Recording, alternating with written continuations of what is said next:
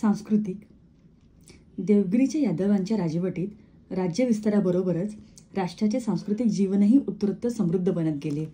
निरनिराळ्या कला, विद्या, शास्त्रे, शास्त्रीय ग्रंथ, अध्यात्मविद्या इत्यादींचा उदय होऊन त्यांची भरभराट होऊ लागली. भास्कराचार्यासारख्या ज्योतिषाचार्य, गणिती, पंडित याच काळात उदयास आला.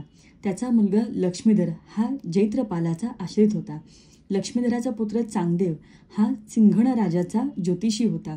चांगदेव तथा चांगदेव याने चाळीसगावपासून 10 मैलावर असलेल्या पाटण या गावी एक मठ स्थापन करून भास्कराचार्य व त्यांच्या वंशातील इतर ग्रंथकारांच्या ग्रंथाध्ययनाची सोय उपलब्ध केली होती. भास्कराच्या वंशातील या गणिती आचार्यास यादवांचा आश्रय होता. एकूण यादवांच्या राजवटीत ज्योतिष विद्येची समृद्ध परंपराच निर्माण झाली होती. सिंघणच्या कारकिर्दीत शारंगधर याने संगीत रत्नाकर नावाचा एक ग्रंथ लिहिला होता. यावरून संगीत विद्येचीही जोपासना त्या काळात होत होती.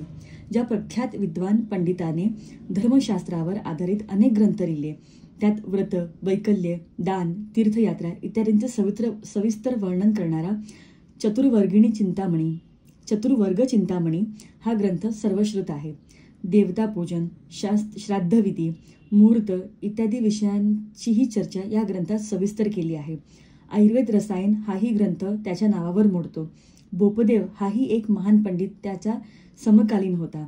बोपदेवाकडूनही त्याने ग्रंथरचना करवून घेतली. राजप्रशस्ती नामक यादव राजांचा गौरव करणारा ग्रंथ त्याचाच. बोपदेव हा प्रख्यात वैद्य होता, परंतु व्याकरणकार आणि ज्योतिषीही होता. त्याने वैद्यक, तिथी, व्याकरण आणि साहित्यशास्त्र यावर मिळून 26 ग्रंथ लिहिले. हरिलीला, भुवताफल, परमहंस, प्रिया हे भगवतावर आधारित असे 3 ग्रंथही लिहिले आहेत. तात्पर्य यादवांच्या राजवटीत वैद्यकशास्त्र, संगीतशास्त्र, धर्मशास्त्र, ज्योतिषशास्त्र, वेदशास्त्र इत्यादी विषयांवर ग्रंथरचना होत होती व त्या शास्त्रांच्या परंपराही निर्माण होत होत्या. विद्वानांना राजदरबारी मानाचे स्थान असे. धर्म, पथ आणि संप्रदाय यादव राजवटीतील महाराष्ट्र संस्कृतीचे तिसरे अंग म्हणजे धर्मपंथ आणि संप्रदाय.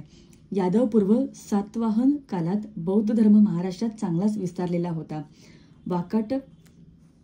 वाकाटक कालात त्याचा प्रभाव होताच, परंतु राज्यांनी वैदिक धर्माला राजाश्रय दिलेला होता. राष्ट्रकूट काळात महाराष्ट्रात जैन धर्माचा उत्कर्ष झालेला होता. यादव काळात अनेक धर्मपंथांच्या प्रसाराला वाव मिळून महाराष्ट्राच्या धार्मिक जीवनात मोठे स्थित्यंतर घडवून आले होते. जैन, नाथ, लिंगायत तथा वीरशैव, महानुभाव, सुफी आणि वारकरी या संप्रदायांनी आपापल्या धर्मसंप्रदायांचा चांगलाच प्रचार आणि प्रसार केला होता. श्री विठ्ठल, तुळजाभवानी, कोल्हापूरची महालक्ष्मी, खंडोबा इत्यादी दैवते कुलदैवते म्हणून उपासली जात होती. पारंपरिक वैदिक धर्माची मुळे महाराष्ट्रीयांच्या धार्मिक जीवनात खोलवर रुजलेली होती. स्वाभाविकपणे इथे वैदिक परंपरा सांगणारे पंथ आणि संप्रदाय मूळ धरू शकले. तथापि वैदिक परंपरा डालवणारे महानुभाव आणि लिंगायत हे संप्रदायही काही प्रमाणात महाराष्ट्रांच्या धार्मिक जीवनावर प्रभाव गाजवू लागले होते. नाथपंथाला कृष्णभक्तीची जोड देऊन महाराष्ट्रात त्याचा एक प्रवाह गहिनीनाथांनी आणून सोडला, तर विदर्भात मुकुंदराजाचा एक नाथपंथीय प्रवाह मूळ धरून बसला. गहिनीनाथांची नाथसंप्रदायाअंतर्गत कृष्णभक्तीची परंपरा निवृत्तीनाथांच्या द्वारे ज्ञानदेवांनी श्री विठ्ठल भक्तीच्या रूपाने वारकरी संप्रदायात विलीन करून त्या संप्रदायास वैदिक परंपरेचे भक्कम अधिष्ठान दिले. त्यांनी गीतेवर ज्ञानेश्वरी हा भाष्य ग्रंथ लिहून या वारकरी संप्रदायास आद्य शंकराचार्य प्रणीत अद्वैत तत्वज्ञानाचे अधिष्ठान दिले असले तरी ते मूलतः नाथसांप्रदायिक असल्यामुळे त्यांना प्राप्त झालेले अद्वैतानंद वैभव चिद्विलास वादाच्या रूपाने या संप्रदायाशी समन्वित करून टाकले. त्यांनी बद्धमूल केलेल्या या नवीन वारकरी संप्रदायामुळे महानुभावांसारख्या वेदविरोधी द्वैत संप्रदायांना चांगलाच पायाबंद बसला. नाथ संप्रदायाशी अनेक संप्रदायांनी आपले अनुबंध कायम ठेवले असले तरी किंवा नाथसंप्रदायाकडून महानुभाव व वारकरी संप्रदायांनी बरेचसे ऋण घेतले असले तरी नाथसंप्रदाय स्वतंत्रपणे विस्तारू शकला नाही. तो महानुभाव वारकरी या संप्रदायातच विलीन झाला. ज्या काळातील ब्राह्मण, श्रोत व स्मार्त कर्माचा आदर करीत होते, तर जैन, श्रमण व नाथ योगी संन्यास मार्ग अनुसरत होते. खेडोपाड्यात राहणारे अज्ञानी सामान्य लोक क्षुद्र आणि तामसी दैवतांची उपासना करीत होते. वैदिक धर्माचे या काळात पुनरुज्जीवन झाले होते.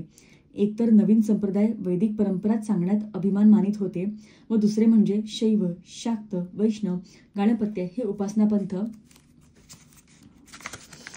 वैदिक परंपरेला सांभाळूनच आपापल्या उपास्य देवतांची अद्वैत तत्त्वज्ञानाच्या अधिष्ठानावर उपासना करीत होते. मोक्षप्राप्ती हा त्यांचा प्रमुख उद्देश होता. वैदिक परंपरेला पुन्हा तारुण्य प्राप्त करून देण्यासाठी यादवराजे शास्त्री पंडितांना संस्कृत भाषेत शास्त्रग्रंथ निर्माण करण्यासाठी प्रोत्साहन देत होते. हेमाद्रीसारख्या पंडितांच्या चतुर्वर्ग चिंतामणी या ग्रंथाच्या प्रभावामुळे उच्च वर्गात व्रतवैकल्ये, दाने, जप, जाप्य इत्यादी कर्मकांडाचे स्तोम माजले होते. तर सर्वसामान्य अज्ञ लोक जैन, महानुभव, लिंगायत या धर्मपंथाकडे आकृष्टले जात होते. वैदिक परंपरेत वर्णाश्रम धर्माचे काटेकोर पालन महत्त्वाचे मानले जात होते. तर जैन महानुभवादी परंपरातून सर्वसामान्य समाजास समतेचा दिलासा मिळत होता. तथापि एकूण यादवकालीन धार्मिक परिस्थितीचे विदारक चित्र ज्ञानदेवांनी प्रसंगपरत्वे रेखाटले आहे. ते ध्यानात घेण्यासारखे आहे. वैदिक पंडित यज्ञयागादी विधीचे शास्त्रोक्त अवडंबर माजवीत होते. स्वर्गातील सुखोपभोगांची प्राप्ती व्हावी हा त्यामागचा उद्देश होता. ब्राह्मण वर्ग कर्मठ होता, तरी भोगासक्ती त्यांच्या वृत्तीतून सुटली नव्हती. लौकिक विद्यात, शास्त्रात ते पारंगत असले तरी खऱ्या आध्यात्मिक ज्ञानाची त्यांना ओळखही नव्हती. मग ते सर्वमान्य लोकांना उच्च आध्यात्मिक विचार आणि उच्च नैतिक मूल्ये कुठून शिकवणार? उच्च वर्गातील ज्ञानार्जनाचा वारसा परंपरेने प्राप्त झालेले लोकच आपल्या तत्त्वज्ञानाची, उच्च विचारांशी, आचारांची विसंगत आचरण करू लागले होते.